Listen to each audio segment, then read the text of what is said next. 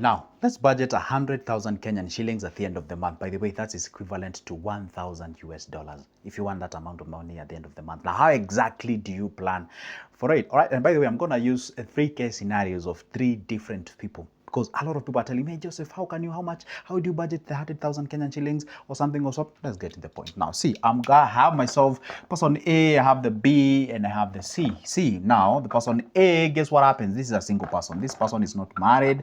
And B, this is someone who is married. And C, this is someone who is married. And at the same time, they are outside the country. Yeah, because I do have a lot of people who watch my videos and they are outside the country. Okay? Now, what are you supposed to do, or how much are you supposed to save, or where for you to be able to achieve what, and all those kind of things. And by the way, remember one thing, the first thing about the financial freedom or the financial guidance is when we talk about you doing something called the financial management, having a budget, because it's the sacred language that money understands. All right, by the way, make sure that you hit the like button and you subscribe. Let's get to the business now. Here you are. If you happen to earn this amount of money and you're not married, first of all, by the way, congratulations. Let's give you a standing ovation. You're so lucky, and you have all the qualities for you to achieve a million bob and more and more and more. Okay, see, don't go ahead and squander this money. Do something about it. See, what you're supposed to do is that, remember one thing, across all these guys, I'm gonna have something called the delayed gratification. Just because you have the money does not mean you're supposed to use it. Number one, see, let's put something called rent. This is what disturbs a lot of people, not only in Kenya, globally.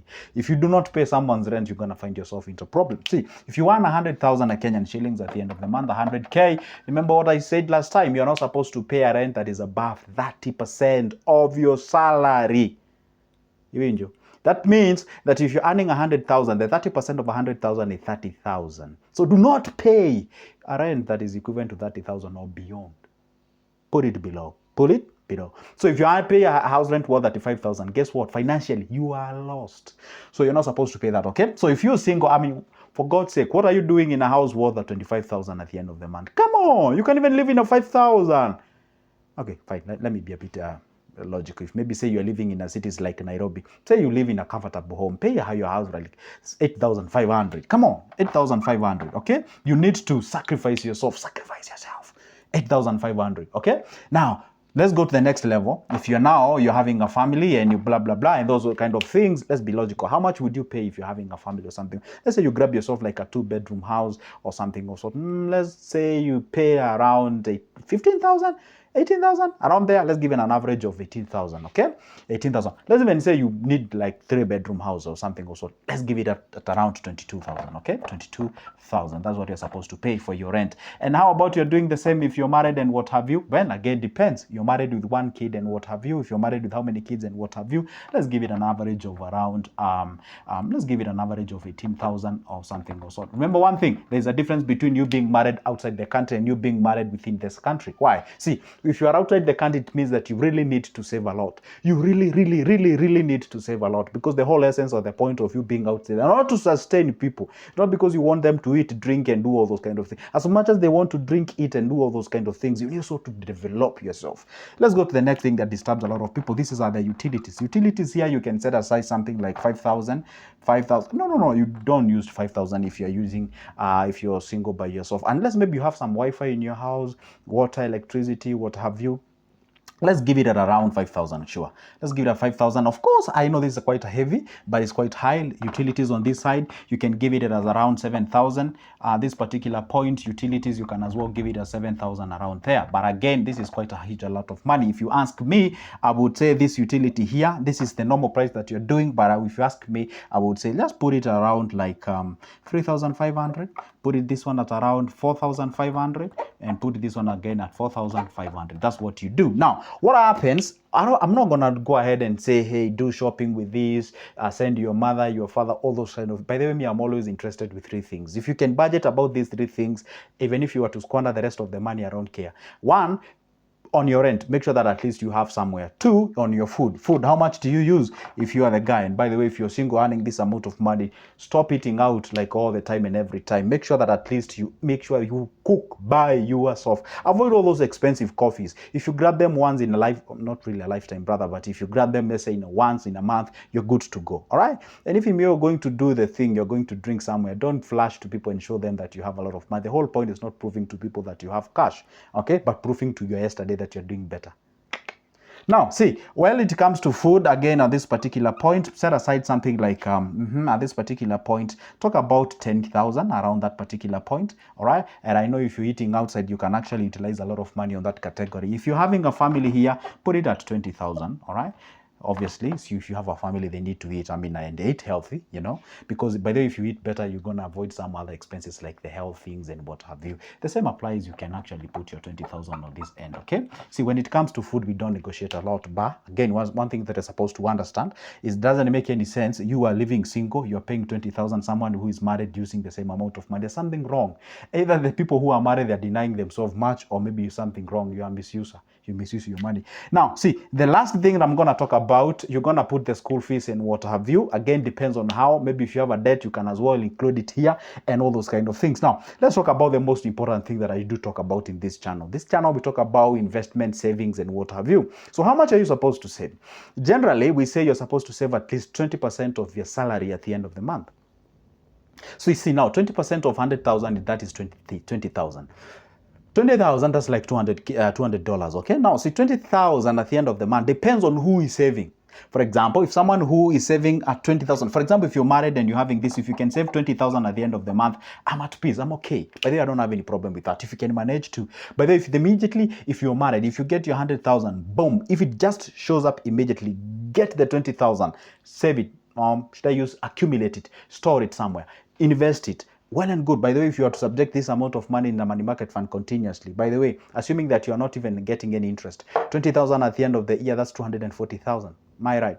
So 240,000, that money has also been subjected to what we call, the percentage. You get maybe you get something like 13%. That would be like, quite a good amount of money. True or not true?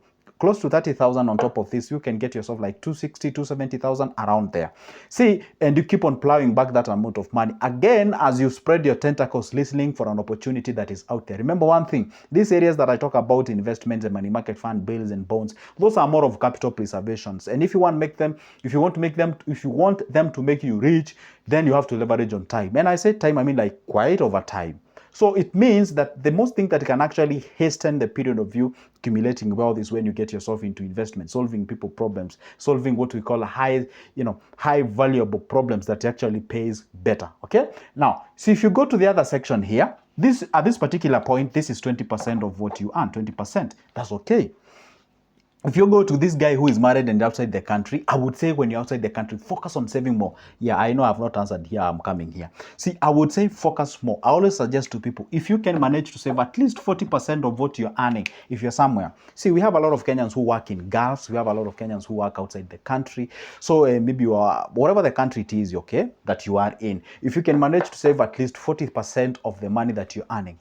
And it's always good, by the way, if you're having any plans to go outside the country, have a plan of saving at least 40% of whatever you are earning. Some of you are earning 300, 400, half a million, whatever the thing. Make sure that at least you save 400 Gs at the end of the month, or rather 40,000 at the end of the month. So that means that if you earn 100 Gs, then you deduct the 40,000. That on the purposes of investment, you remain with 60. So if you remain with 60, then it means that, hey, you can get that 60 now. Reprogram yourself, tell your wife or whoever you live with, tell them, hey, you know what? I earn 60,000.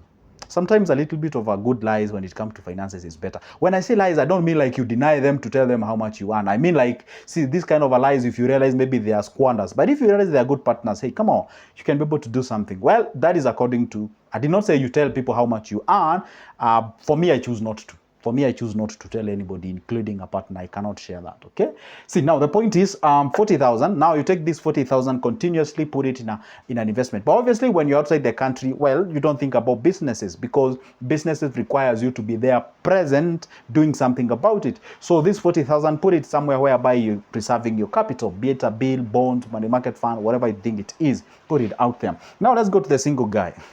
The single guy here has less of responsibilities. Obviously, it means that the guy probably has a lot of idle money. Then it means this guy can actually utilize a lot of money. And that's why you find this guy, they think about, because they have a lot of money, they think about getting a car loan and what have you. They're driving a car, they want to enjoy life, blah, blah, blah. Anyway, I would say this, if you are single, you're earning this amount of money, reprogram yourself, you're earning half of this amount of money, just lash it at a half.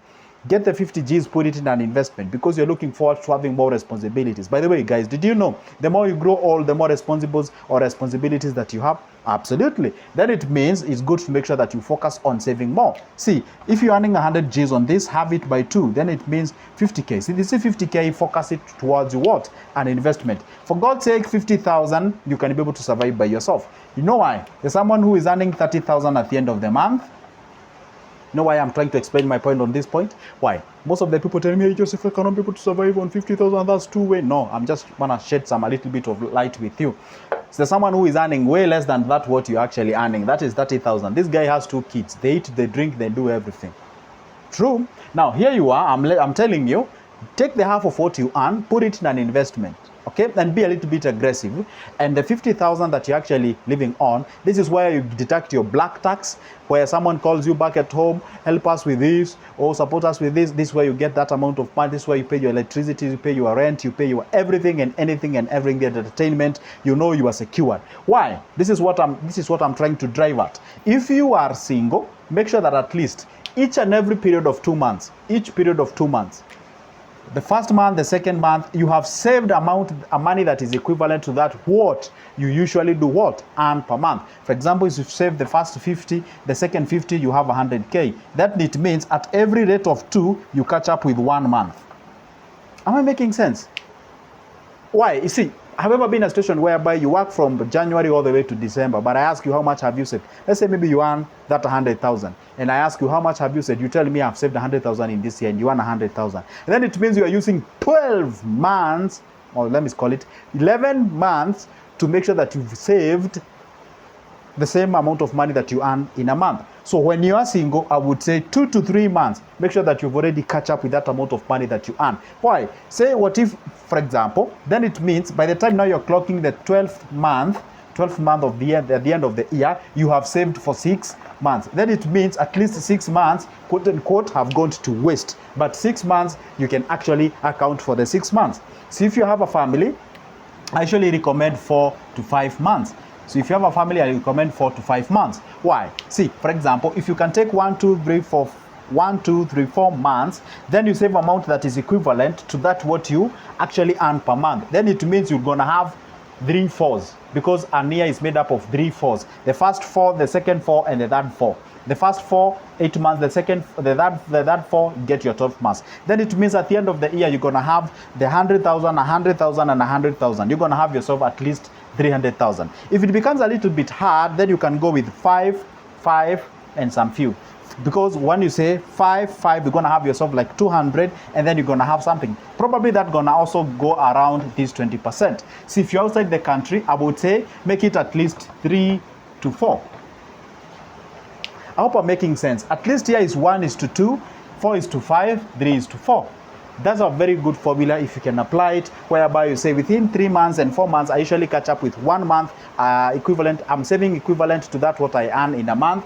If I'm single, I do not have much of the responsibilities. I catch up with 1 to 2 months or 3 months at most with that what I earn. And if I'm outside the country, because I'm solely here, I'm not to sustain my family, to eat, drink, and whatever, I'm here to save, then I'm able to do what? To take the 3 to 4 months for me to save that amount of money that is equivalent to that what I earn at the end of the month. Guess what, guys? That marks the end of my video, but the question is this: among the 3 formulas, which one is actually applicable for you? What do you do, and how exactly do you carry forward without, or as far as the investments and savings are concerned? Because hey, come on, you know what, guys? Just like I said at the beginning, I'm not a motivational speaker. I tell people the truth, what you're supposed to do. Anyway, guys, probably if you'd like me to make a part 2 of this, I can go ahead and stress on what you're supposed to do. For now, it's a goodbye, but don't forget, you can always pick that number of mine from the description of this specific video. Give me a call. Let's have a discussion about the investments and all those kind of things, okay?